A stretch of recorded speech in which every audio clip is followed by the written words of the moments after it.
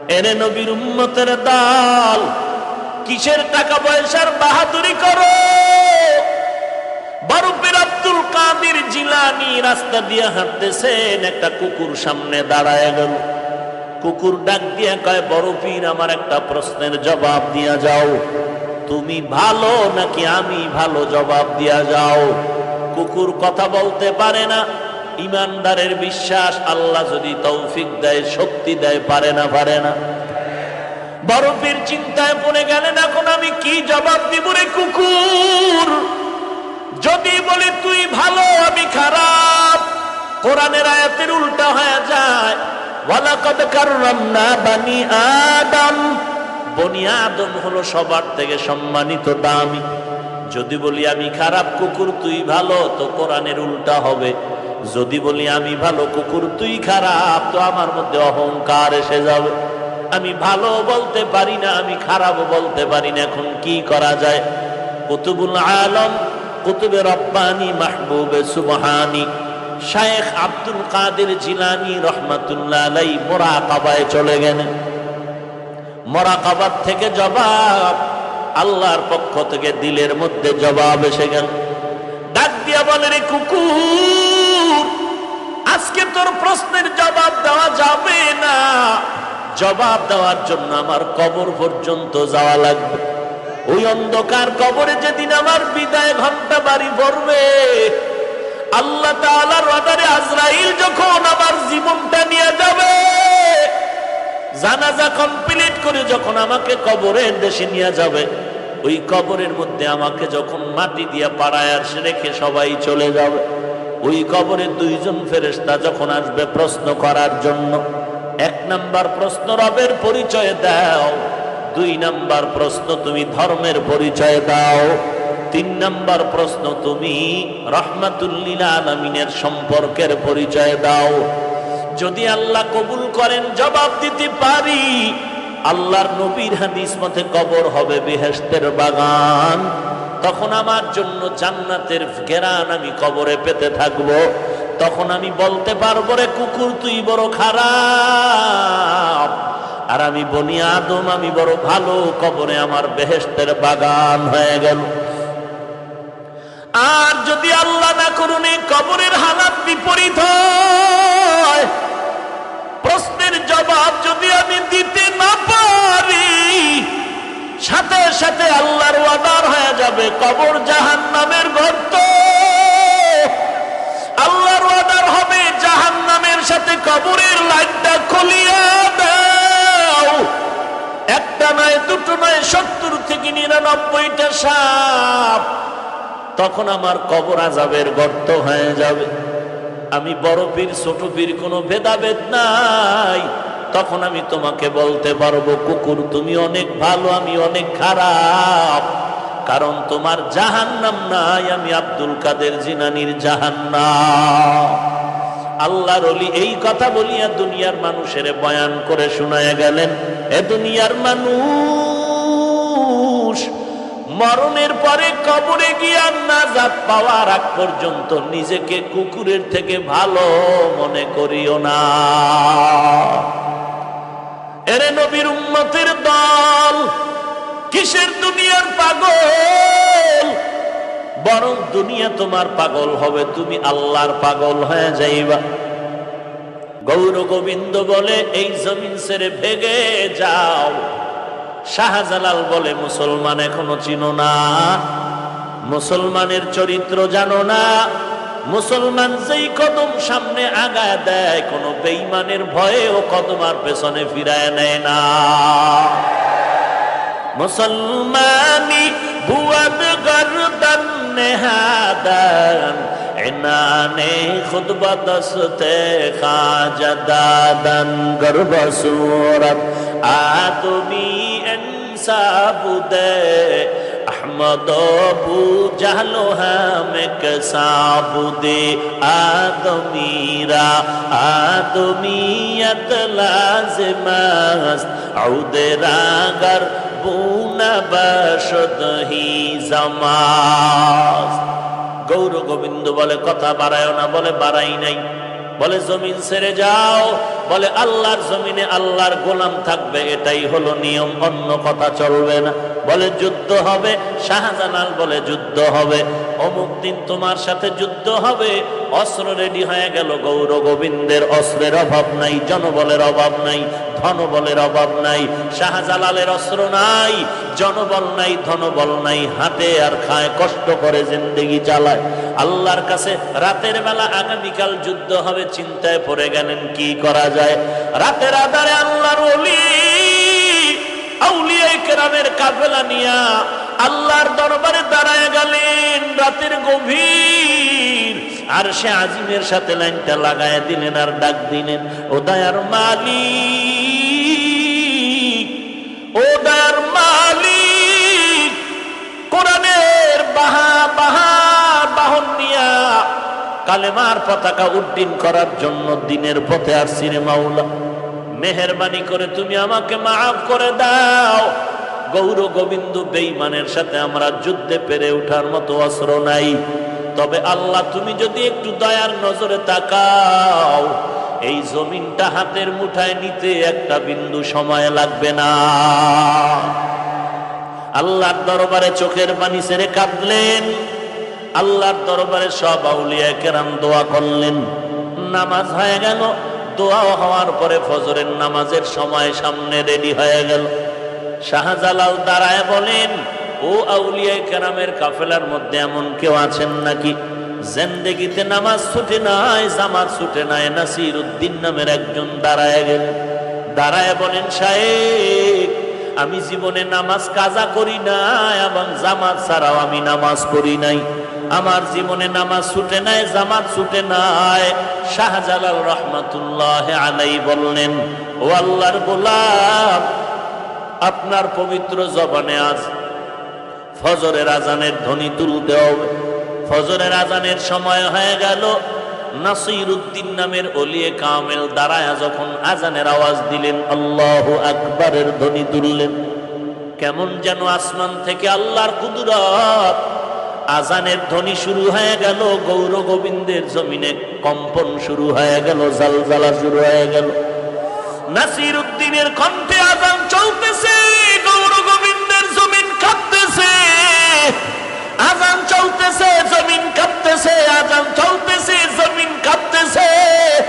আজান এক পর্যায়ে গিয়ে শেষ, সবাই তাকায় দেখে গৌর গোবিন্দ জমিন থেকে শেষ। আউলিয়ারা কারে উকবা ইখতিয়ার, জাহেলারা কারে দুনিয়া ইখতিয়ার। ইয়া ইলাহি মুঝসে মুঝকো दूर कर, ताके देखो मुझ में तुझको एक नजर। आती ना फी दारे दुनिया ना हसन, आती ना फी दारे उक़बा ना हसन। या गियासल मुस्तगीसीन हदीना लफ्तिखारा बिल उलूमे वल गिना। कादरे कुदरत दारी बर कमाल, अंता रब्बी अंता हसबी जुल জালাল।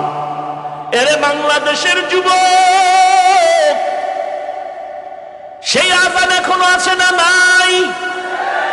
সেই আল্লাহ এখনো আছে না নাই?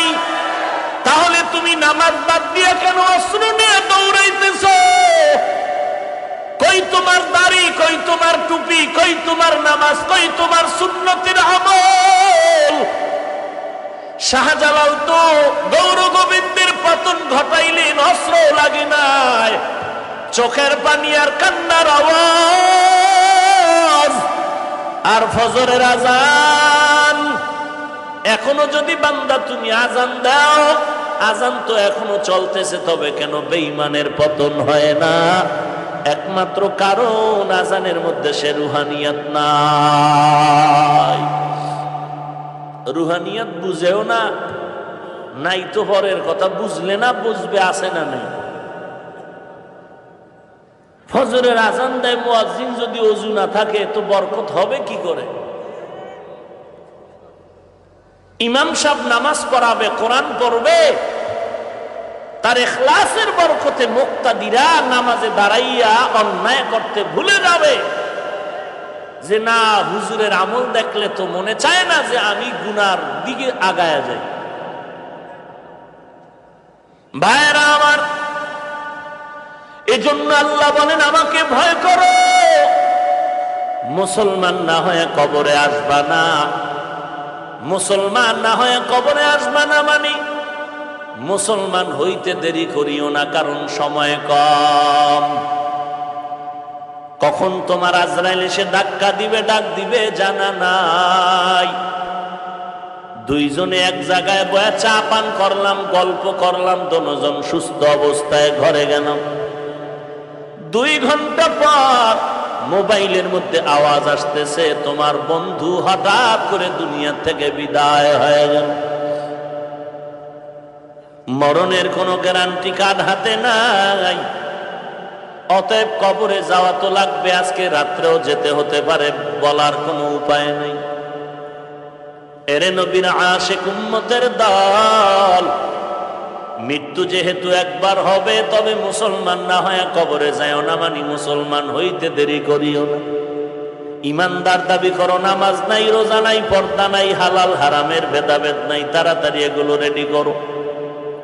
এরে নবীর উম্মতের দল, তোমার হঠাৎ করে বিদেশ যেতে হতে পারে, পাসপোর্ট রেডি করো, কারণ পাসপোর্টের সাথে আবার ভিসা লাগান লাগবে। যদি পাসপোর্ট রেডি না হয় ভিসা লাগাইবা কেমনে রে বাবা? আগে ইসলামের মুসলমান খাঁটি ঈমানওয়ালা হয়ে যাও, একজন জাহান্নামের মুক্ত বান্দা, জান্নাতি বান্দার বন্ধু হয়ে যাও। দুনিয়াটা কিছুই না, বয়ান প্রতিদিন চলতেছে চলতেছে, চলবেই চলবে, কিন্তু একটা সময় আসবে বয়ান চলবে, বক্তা বয়ান করবে, ময়দানে মানুষ স্লোগান দিবে, তুমিও থাকবা না, আমিও থাকবো না। যেতে তো হবেই, পালানোর কোনো উপায় নাই। তবে হিসাবের দরকার কি রেখে কবরে রওনা দিয়েছ, আর ওই কবরে যাওয়ার পরে কি তুমি পেশ করবা, একটু চিন্তা করে হিসাব মিলায় দেখো। মনে মনে ভাবতেছ আমি বড় আল্লামা, বড় মুহাদ্দিস, বড় মুফতি সাহেব, বড় চেয়ারম্যান, এমপি সাহেব, আমার টাকা পয়সা গাড়ি বাড়ির অভাব নাই, আমি যেই বাসাটায় ঘুমাই আমার চতুর্পার্শ্বে প্রহরীরা পাহারা দেয়, আমি আজকে রাস্তায় বের হলে ডানে বামে সামনে পেছনে গাড়ির প্রহারা। এরে নবীর উম্মতের দল, কিন্তু আমি যদি এখন মরে যাই, 3টা পাতলা সাদা কাপড় ছাড়া আমার আর কিছুই হবে না। একটু বালিশে মাথা লাগায় যখন ঘুমাও, 2টা মিনিট একটু মৃত্যুর মোরাকাবা করে দেখবা যে আজকে যদি হঠাৎ আমার রাতের বেলা মরণ হয়ে যায়, আমার মা এসে ডাকবেন আর বলবেন ওঠ, আমার আর সারা শব্দ নাই। মা কাছে এসে দেখবেন আমার পুরো বডিটা পাথরের মতো শক্ত হয়ে গেছে, ঠান্ডা হয়ে গেছে। মা একটা চিৎকার দিয়ে বলবে তোরা কে, কোথায় আছো, আয় আয়, আমার সন্তান জমিনে আর জিন্দা নেই। মা কান্না শুরু করবে, আমি নিরুপায়। একটু চিন্তা করে দেখো, এখন যদি আমার মরণ হয়ে যায়, আমার ছেলে মেয়ে কাঁদবে, আমার বাবা নাই, আমার ভাই কাঁদবে, তোরা কে কোথায় আছো, আয়, আমার ভাই দুনিয়াতে নেই। একজনে দৌড়ায় যাবে, ইমাম সাহেব তাড়াতাড়ি জানাজা না পড়ায় যেও না, জানাজা পড়ায় যাও। কেউ যাবে ওই বাঁশ বাগানে বাঁশ কাটার জন্য, কেউ যাবে বাঁশ বাগানে কবর খনন করার জন্য, কেউ যাবে বাজারে আমার জন্য কাফন কিনে আনার জন্য, কেউ যাবে গরম পানি রেডি করতে, জীবনের বিদায়ের গোসল আমাকে চিরতরে দিয়া বিদায় দেওয়ার জন্য। এমন এক হালাত হবে রে ভাই, আমার লাশ ঘর থেকে নামায় দিবে আমার মা, আমার সন্তান, আমার স্ত্রী, বলে তাড়াতাড়ি ঘর থেকে লাশটা নামাইয়া দেও, এই লাশ ঘরের মধ্যে রেখে পাহারা দেওয়া যাবে না। দুনিয়ার পাগল হইস না রে ভাই, আমাকে মাওলানা না বললে আমি কেমন জানি একটু কষ্ট পাই, আমাকে আন্তর্জাতিক বক্তা না বললে আমার মনটা যেমন বেজার হয়ে যায়, আমাকে বড় হুজুর, প্রিন্সিপাল, মুহাদ্দিস, মুফতি সাহেব না বললে কষ্ট আসে। এরে বাবা, তোমার মুফতি আর মুহাদ্দিসগিরির কি দাম যদি কবরে গেলে আযাব হয়? ওরে বাবা, তুমি মুফতি হও আর না হও, তুমি মুহাদ্দিস হতে পারো আর না পারো, পীর হও আর না হও, মুহাদ্দিস হও আর না হও, মাওলানা হও আর না হও, আল্লাহ বলেন তুই পীর, মুহাদ্দিস না মুফতি সাহেব জানার দরকার নাই। আমার কবরে যদি আসিয়া নাজাত পেতে চাও, মুসলমান হইয়া কবরে যাও। তোমার মুফতি নামের টাইটেল থাকলেও কি না থাকলেও কি, যদি মুসলমানের টাইটেল লাগাইতে না পারো, এজন্য বান্দা তুমি আগের থেকে তৈরি হয়ে যাও। এরে নবীর উম্মতের দল, দিল্লি শাহী জামে মসজিদের মধ্যে জুমার খুতবা দেন শাহ ওলিউল্লাহ মুহাদ্দিস দেহলভী রহমাতুল্লাহ আলাইহি। জুমার খুতবায় যখন দাঁড়ান, রুমাল দিয়া চেহারাটা ঢেকে দাঁড়ান। প্রশ্নকারী প্রশ্ন করলেন, রুমাল দিয়া চেহারা ঢাকেন কেন? বলে আগামী জুমায় প্রশ্নের জবাব নিয়ে যাইও। পরের জুমায় প্রশ্নকারীরা দায়িকা সামনে আনলেন, নিজের রুমালটা প্রশ্নকারীর মাথার উপরে দিলেন। প্রশ্নকারী রুমালটা দেওয়া মাত্র একটা চিৎকার দিয়ে জমিনে বেহুশ হয়ে পড়ে গেল। হুশে আসার পরে বলে, বাবা, আমার মাথার রুমাল তোমার মাথায় দেওয়ার কারণে চিৎকার দিয়া বেহুশ হয়ে গেলাম, কারণটা কি? আল্লাহর বান্দা বলেন, আল্লাহর কসম, আপনার রুমাল আমার মাথায় দেওয়ার পরে আমি দিল্লির বিশাল শহরে লক্ষ লক্ষ মানুষের মধ্যে তাকায় দেখলাম, মানুষ নাই, মানুষ নাই, মানুষ নাই। বানর দেখা যায়, শুকর দেখা যায়, কুকুর দেখা যায়, আর মাঝে মাঝে দুই একজন মাত্র মানুষ দেখা যায়। গর্ব সুরত আদমি ইনসাবুদে আহমদ বু জাহলো হামে কসাবুদে। এরে নবীর উম্মতের দল, মুসলমান হইয়া কবরে যাইতে পারলাম কি পারলাম না চিন্তা করা দরকার। মাওলানা হইতে পারলাম কি পারলাম না চিন্তার দরকার নাই। বক্তা হইতে পারলাম কি পারলাম না চিন্তার দরকার নাই। মুহাদ্দিস, মুফতি সাহেব হতে পারলাম কি পারলাম না চিন্তা করার দরকার নাই। চিন্তা করা বেশি দরকার, মুসলমান হইতে পারলাম কি না। এরে নবীর উম্মতের দল, এই চিন্তা করতে গিয়ে নবীর সাহাবী 10 জন সাহাবা দুনিয়াতেই জান্নাতের টিকিট পেয়েছেন, কিন্তু তাদের কেমন হালাত। আমার নবী এত গুনাহ নাই, গুনাহ নাই, এরপরেও নবী সারা রাত নামাজ পড়ে আর কান্না করে। আম্মা জান আয়েশা রাদিয়াল্লাহু আনহা বললেন, নবী এত কাঁদেন কেন? বলে যে আল্লাহ আমাকে এত কিছু দান করেছেন, সে আল্লাহর জন্য কি আমি শুকর আদায় করব না? এরে নবীর উম্মতের দল, আবু বকর সিদ্দিক রাদিয়াল্লাহু তাআলা আনহু নবীর কত বড় আপন, যেই আবু বকরের জন্য পয়গম্বর অন্তর ভরে দোয়া করেছিলেন আমার নবী, সেই আবু বকর নামাজে দাঁড়ায় সারা রাত কান্নায় কাটায় দেয়। এত কান্নার কি কারণ? একটাই কারণ, কবরে আমি একা একা কেমনে থাকবো। এরে নবীর উম্মতের দল, যেই আবু বকরের তুলনা আর দুনিয়াতে কারো হবে না। আমার নবীর পরে যিনি খেলাফতের দায়িত্ব পালন করেছেন, সেই আবু বকর নবীর কেমন পাগল। আমার নবীর মদিনায় যাওয়ার আগের 3টা বছর বড় কষ্টের জীবন ছিল, কারণ নবীর মা নাই, বাবাও নাই। দুনিয়াতে নবীর একটু ছায়া দিয়া রাখতেছে, দুনিয়ার লাইনে একমাত্র চাচা আবু তালেব আর নবীর বিবি খাদিজাতুল কুবরা। তারাও যখন দুনিয়া থেকে বিদায় নেয়, বেঈমানের অত্যাচার নবীর উপর আরো কঠিন হয়ে গেল। নবীরে বারবার আটকায় জবাই করবে, নবীরে দুনিয়া থেকে বিদায় করে দিবে। ঘরের চতুর্পার্শ্বে অস্ত্র নিয়ে দাঁড়ায় গেল, নবীরে আজকে দুনিয়া থেকে বিদায় দিবে। নবীও চিন্তায় পড়ে গেলেন। আল্লাহ বলেন, নবী কোনো চিন্তা নাই, আমি আল্লাহ আপনার হাতে অস্ত্র দিয়ে রাখলাম, কোরআন শরীফ আপনি ব্যবহার করবেন আর বিজয়ী হয়ে যাবেন। হাতের মধ্যে একটু বালু নিয়ে কোরআনের আয়াত পরে একটু দম করিয়া ছিটায়া দেন। আমার নবী হাত মোবারকের মধ্যে একটু ধুলা বালু নিয়া আল্লাহর কোরআনের আয়াত পড়লেন, ইয়াসিন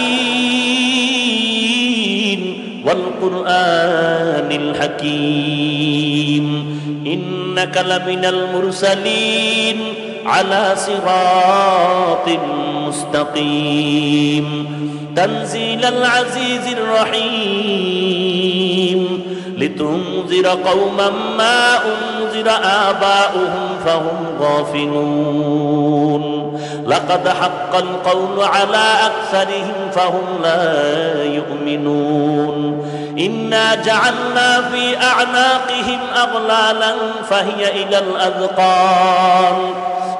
ইলাল আযকান ফাহুম মুকমাহুন وجعلنا من بين أيديهم سدا ومن خلفهم سدا فأغشيناهم فهم لا يبصرون নবী আয়াত পরে বালুর মধ্যে দম করে দিলেন।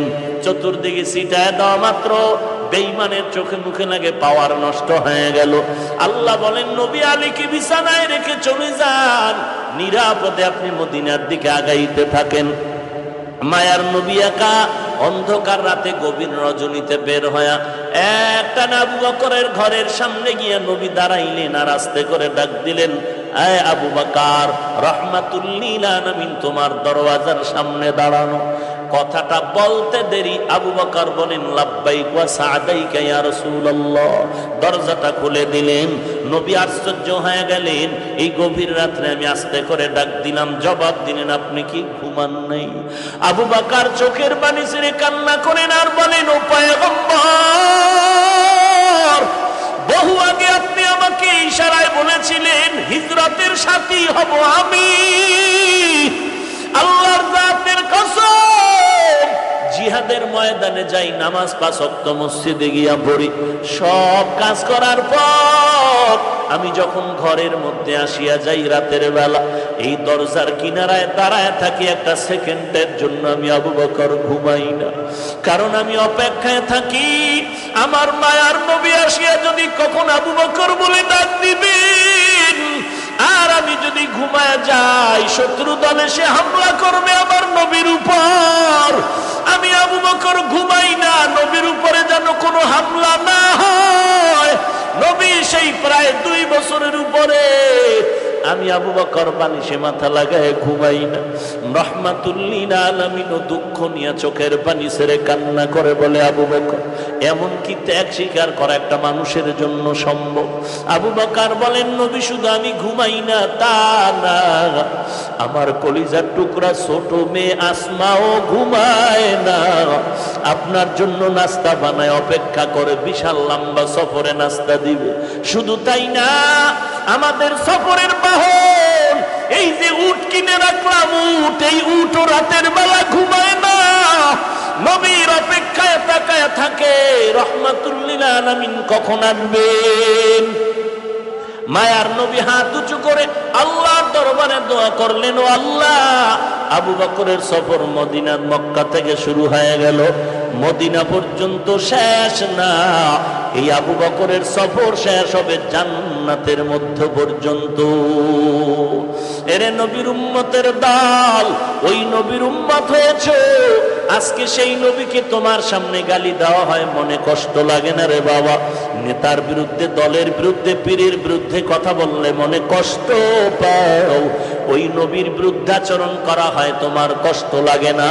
আল্লাহর কাছে চোখের পানি ছেড়ে তওবা করো, নবীর সুন্নতের আঁকড়ায় ধরো। কষ্ট না লাগার কি কারণ? নবীর সুন্নতের আমল নাই, মুহাব্বত নাই।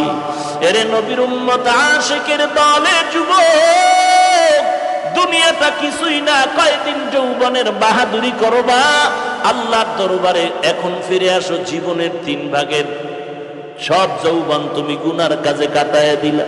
এরে যুবক, আজকে তোমার মতো যুবক দেখো, তাকায় স্কুল কলেজে পড়ে 1 ওয়াক্ত নামাজও বাদ দেয় না, মা বাবার খেদমত করে, দাড়িওয়ালা, র্যাব, আর্মি, পুলিশ, বিডিআরের চাকরি করে, নামাজ বাদ দেয় না, ব্যবসা করে, শ্রমিকের কাজ করে, নামাজ কামাই দেয় না। এরে যুবক, তুমি কেন পারবা না? আল্লাহর দরবারে তওবা করো।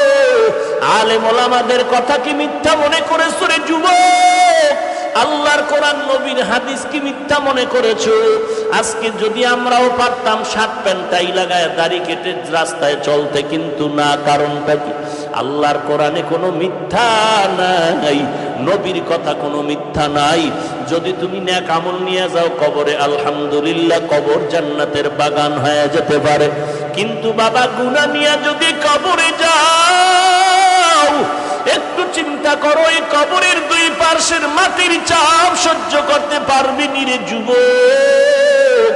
ওই কবরে গুনার কারণে জাহান্নামের আগুন সহ্য করতে পারবি নি রে যুবক? যদি বলো না না, সম্ভব না, তাহলে পায়ে হাত রেখে বলি, তওবা করে নাও। জীবনে আর গুনাহ করবা না, নামাজ ছাড়বা না, মা বাবারে কষ্ট দিবা না, নবীর সুন্নতের আমল করে খাঁটি মুসলমান হয়ে কবরে যাওয়া। গলায় ছুরি আসবে, মরে যাব, আর নামাজ ছাড়বো না। আর কোনদিন আলেমদের বিরোধিতা করবা না, কোরআন সহি করে পড়বা, 5 ওয়াক্ত নামাজ পড়বা। তওবা করার যদি খাঁটি নিয়ত হয়, খাঁটি তওবার নিয়তে দুটো হাত আমার আল্লাহকে দেখায়া দাও। আয় আল্লাহ, সবার হাত আপনি কবুল করে নেন। আজকের মাহফিল